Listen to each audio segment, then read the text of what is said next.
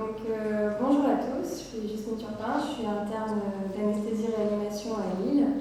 Je vais vous parler de l'étude FLASH, qui est une étude qui est parue dans le JAMA en 2020, pour laquelle Lille a été un des principaux centres recruteurs à hauteur de 20%. Cette étude compare les hydroxyéthylamidons versus le sérum salé isotonique en chirurgie abdominale majeure. Alors, pourquoi cette étude?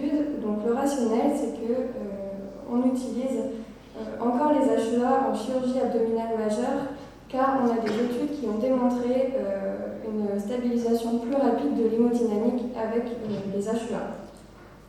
Cependant, on n'a pas d'études sur la mortalité ou les comorbidités majeures, très peu d'études liées à sa sécurité d'utilisation. L'Agence européenne de médecine a restreint les HEA plutôt pour le choc hémorragique après un remplissage efficace par cristalloïde et l'a contre-indiqué chez les patients en soins critiques et chez les patients septiques. On a une étude randomisée récente avec 160 patients qui montrait là moins de complications dans le groupe HEA. Donc les auteurs ont voulu chercher s'il restait encore des indications, et notamment en chirurgie abdominale majeure. Pour ce faire, ils ont réalisé un essai contrôlé randomisé pragmatique multicentrique en double aveugle chez des patients qui étaient à risque de complications post-opératoires. C'était des patients qui devaient avoir une chirurgie abdominale qui devait durer au moins 2 heures prévues, avec un acute kidney injury risk index supérieur à la classe 3.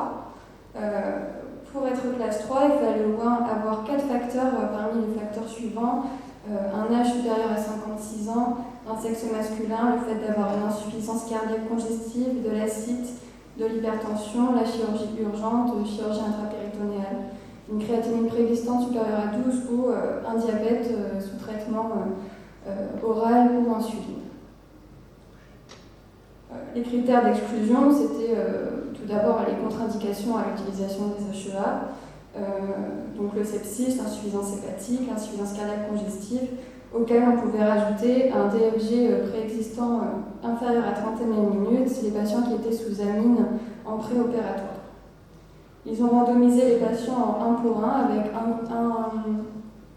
un groupe HEA versus un groupe NaCl 0,9%. Ils bénéficiaient de remplissage avec des solutés qui étaient dans des sacs indistinguables.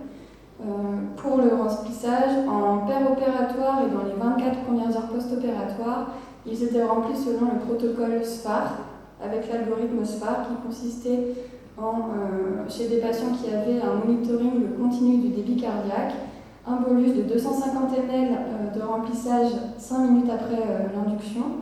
Puis, si le VES variait de plus de 10%, on refaisait un bolus de 250 ml jusqu'à optimiser la volémie.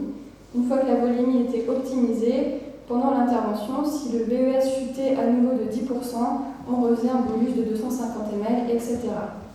Donc toutes ces épreuves de remplissage, elles se terminaient le lendemain de la chirurgie, à 7h59, avec une dose maximale, une posologie à respecter de 30 ml/kg. Puis, après ces premières 24 heures, le remplissage, les épreuves de remplissage, l'hydratation, tout était laissé à l'appréciation des cliniciens. Donc, ils ont choisi comme critère de jugement principal un critère composite qui est la mortalité ou complication post-opératoire majeure, à savoir insuffisance rénale aiguë, insuffisance respiratoire, une insuffisance cardiaque, un sepsis et une reprise chirurgicale non prévue. Et tout ça dans les 14 jours suivant la chirurgie. L'hypothèse H0, c'était qu'il y aurait 10% de différence de ce critère de jugement principal entre les deux groupes, que ce soit dans un sens ou dans l'autre. Le nombre de sujets nécessaires, il était de 826. Ils en ont randomisé 818, et il y en a 775 qui ont été analysés en intention de traiter, avec un calcul de risque relatif, le test de Ki2. Tous les groupes étaient comparables à la phase initiale, sauf pour le diabète, qui était plus présent dans le groupe HEA, avec 50% dans le groupe HEA, 41% dans le groupe SSI. Les caractéristiques des patients, quand on regarde, ils avaient un BMI en moyenne à 27. C'était principalement des patients ASA 2 ou 3. Ils avaient un acute kidney injury risk index supérieur, enfin de classe 3 et 4 principalement. Pour 86% d'entre eux, ils étaient hypertendus. C'était de la chirurgie carcinologique pour la majorité des cas, pour les 2 tiers. Ça consistait principalement en des chirurgies hépatobiliaires, des chirurgies du pancréas ou des résections coliques. 63% étaient réalisés par laparotomie.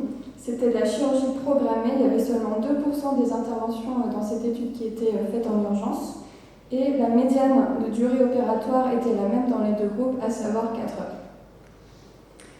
Donc, en père-opératoire, il n'y a pas eu de différence de remplissage entre les 2 groupes, à savoir 1250 ml dans le groupe HEA et 1500 dans le groupe SSI. Il faut savoir qu'il y a quand même 190 patients, 79 dans le groupe HEA et 111 dans le groupe SSI, qui ont eu plus de remplissage que l'algorithme SPAR dû à un événement père-opératoire qui nécessitait forcément un support volumique plus important. Dans les 24 premières heures, il n'y a pas de différence significative non plus en termes de remplissage, parce que le groupe HEA a reçu 4000 ml et le groupe SSI 4500. Au niveau des résultats, sur l'incidence du critère de jugement principal, donc mortalité ou complications post-opératoires majeures, il était de 36% d'événements dans le groupe HEA versus 32% dans le groupe NSCL de 9%. C'était non significatif avec un risque relatif à 1,10 et un petit p à 0,33. Pour les critères de jugement secondaire, on ne retrouvait pas de différence sur les complications pulmonaires, cardiaques, septiques, pas plus de fistules et pas de différence sur la mortalité à G28. Le seul critère de jugement secondaire qui ressortait, c'était qu'il y avait plus d'insuffisance rénale aiguë Cadigo 1 dans le groupe HEA avec un risque relatif à 1,61. Donc, le but de cette étude, c'était de montrer qu'on peut utiliser les HEA en sécurité, sachant qu'on a des études précédentes qui ont démontré une meilleure efficacité au niveau de l'expansion volémique. Les forces de cette étude, c'est que c'est une étude randomisée, pragmatique, en double aveugle, multicentrique. Elle est basée sur des recommandations actuelles, qui est l'algorithme SPAR. Elle retrouve, au niveau de la validité externe, elle retrouve les mêmes résultats que l'étude Crystal, qui est portée sur des patients en choc hypovolémique. C'est une étude, par contre, pragmatique, ce qui fait qu'après les premières 24 heures, on n'avait pas de protocole précis de remplissage chez les patients. Et a priori, les patients dans le groupe SSI ont reçu plus de remplissage. On peut se demander aussi pourquoi SSI plutôt que Ringer lactate, enfin Sommité balancé comme le Ringer lactate, sachant qu'on sait que pour des remplissages importants, on a plus d'acidose hyperchlorémique. Voilà. En conclusion, on a une absence de différence sur la mortalité ou les complications post-opératoires majeures dans les 14 jours suivant la chirurgie. On est plutôt rassuré quant à son utilisation, cependant, cela ne veut pas dire qu'il faut les utiliser en priorité par rapport aux sommités balancées ou SSI. Merci.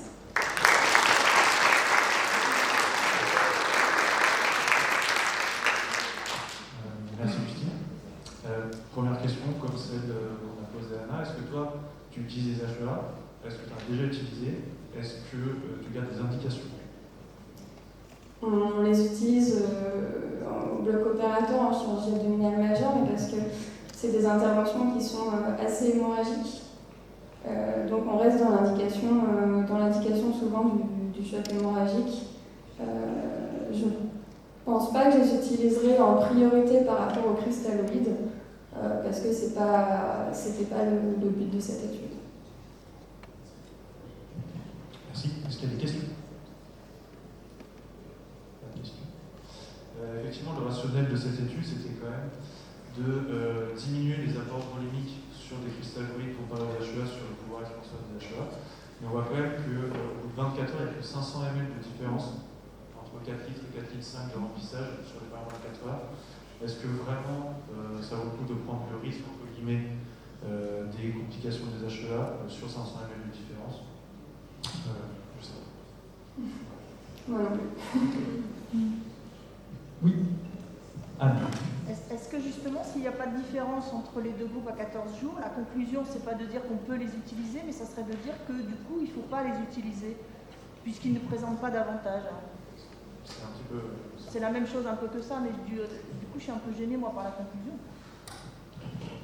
Disons qu'on aura probablement des informations, puisqu'il y a une autre étude européenne qui est en cours, qui est l'étude Félix, qui est cette fois qui a été demandée par l'agence du médicament, parce que faut pas se voiler la face, hein, les HEA sont quand même sur la potence avant décapitation. Le tout c'est de savoir quand est-ce que le couperet va tomber.